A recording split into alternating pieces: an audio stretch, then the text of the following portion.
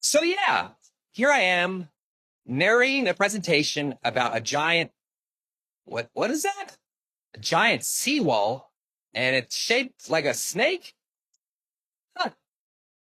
Hey, I know what you're thinking. Why is Ryan Reynolds doing this? Who paid him? Is he in danger? Is he okay?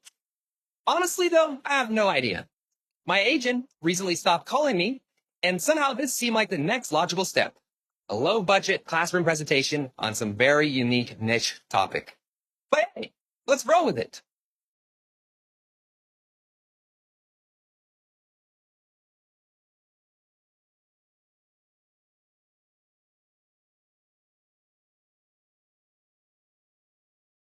Okay, here we go. So these are the builders, the sea serpent builders.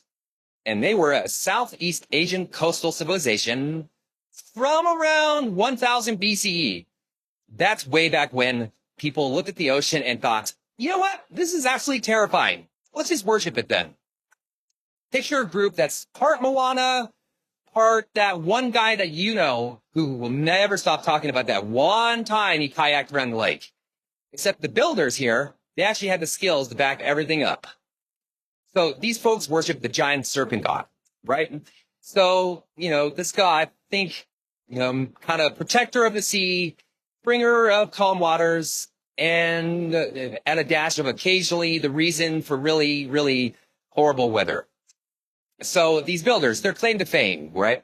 It was building a massive, I'm talking big, seawall / art piece / spiritual hub.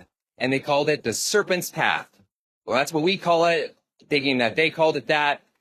Anyway, someone somewhere with more education than me calls it the Serpent's Path.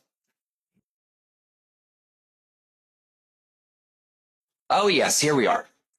These are the sea serpent builders. Try saying that 8 times fast. Anyway, look at these little cutie patooties in their adorable little outrigger boats. Small? Yeah. Nimble? Sure. Able to carry an absurd amount of rocks for monumental construction? Apparently.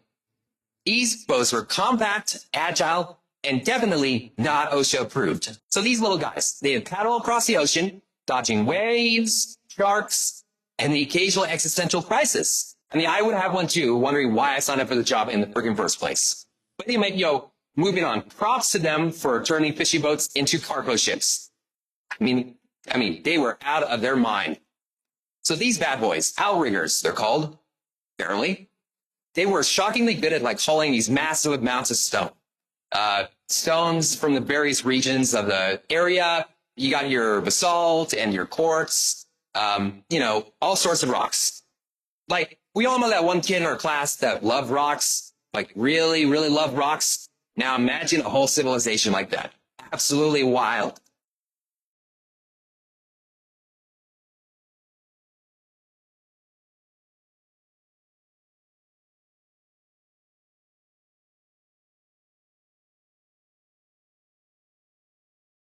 Okay, design time. The Serpent's Path, well, it's not just a wall. It's art. We're talking polished quartz, sandstone, and basalt. Smooth, reflective surfaces for that I woke up like this vibe. So demure. The shape? It's serpentine. Hold on. Yeah. Serpentine's not really a shape, is it?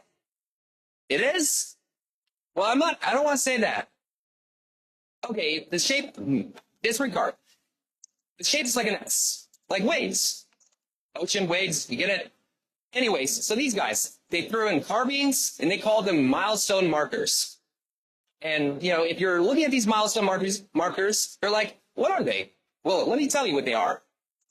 And they are these milestone markers. There are too many alliterations in this presentation. They told stories, they marked rituals, and honestly, according to my notes and what I can gather here, they probably confused the hell out of your archaeologists. Each of these milestone markers were telling a story, honoring a ritual, or just reminding future generations, hey, this thing wasn't easy to build, so appreciate it.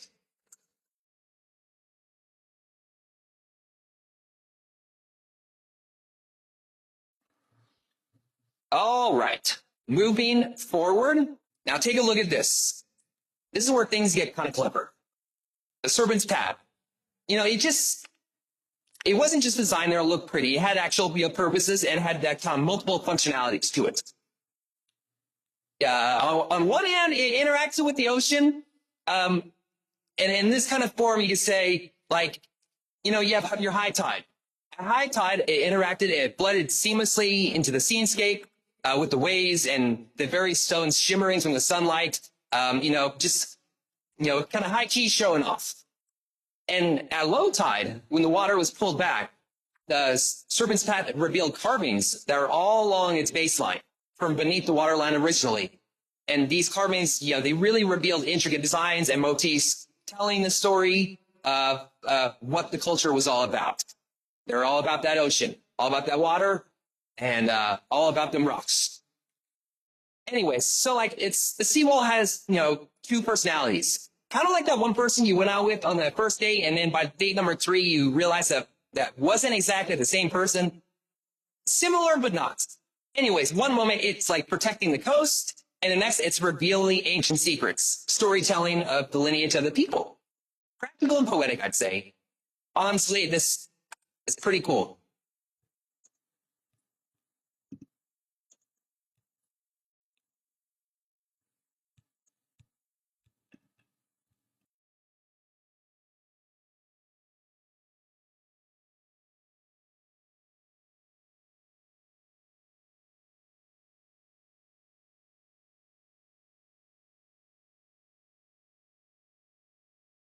All right.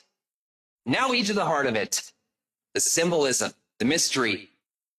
You know, Serpent's Path, it wasn't just the wall. I mean, if you built a giant, massive wall that took decades, if not hundreds of years to complete, with countless amounts of lives lost in its construction, you'd probably want to have some extra meaning too. Can you blame them? So, this monument, dual purpose, right? First, as previously discussed, it protected the coastline from storms, acting as a literal barrier between land and sea. But second, and you know, follow me along here, this is where it gets deep, it was also a pathway to the afterlife.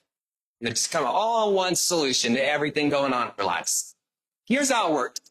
Under the tide line, names of the departed were carved into the stone.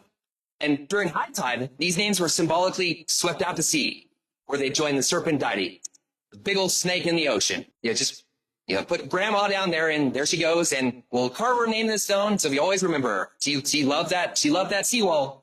Anyways, these carvings, they told stories, they honored the ancestors, and they turned the structure into something more meaningful than just a big old pile of rocks.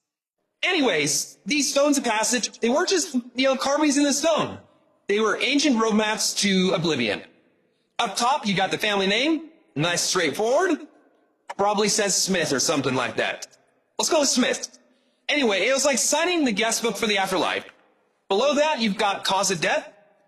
Basically a little how it happened recap because, closure matters. And these wavy lines here on the second line, they're not just decorative. They tell a story of how dramatic or not their exit was. Peaceful passing, gentle curves. Went out swinging, a bit more intense. And this bottom line here, that's the universal this way to the eternal waters guide. All right, so let's take a moment here and see who has the bigger wall.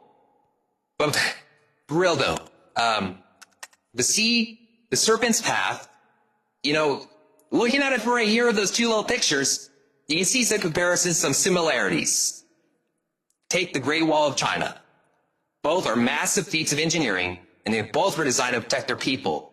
From arguably pretty different sources, though. So, both are kind of testaments to human ambition. The Great Wall stretches across mountains, on land, and it was mainly constructed to keep, the invading hordes out. Those darn Mongolians. Anyway, the Serpent's Path, it kind of had its own Mongolians, but it was the giant waves that would destroy everything in their path. So, anyways,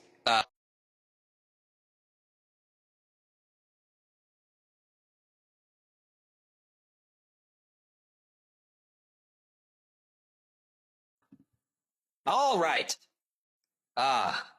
Dome of the Rock. A spiritual masterpiece and an architectural flex of epic proportions. Now you're probably thinking, how does this giant seawall called the Serpent's Path compare to this iconic wonder? That's a great question, actually. Let me move my notes here. I'll tell you, I can see the parallels. Both use bright, catching materials, like, the dome's intricate mosaics, and the Serpent's Path, he used a ton of polished quartz and other brilliant gemstones along its surface to capture the eye.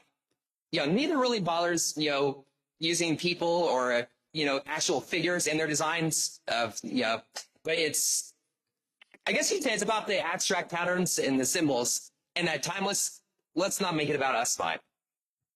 So anyways, moving on. Both serve as pathways. The Dome of the Rock is where, allegedly, heaven meets earth. A direct hotline to the divine. The Serpent's Path? Similar. It's the oceanic version of that, guiding souls into eternity. Different elements, same existential goal, and of course, both are hubs for pilgrimage. Whether you're praying on the sacred ground or carving your ancestor's name into the stone, you're part of something bigger,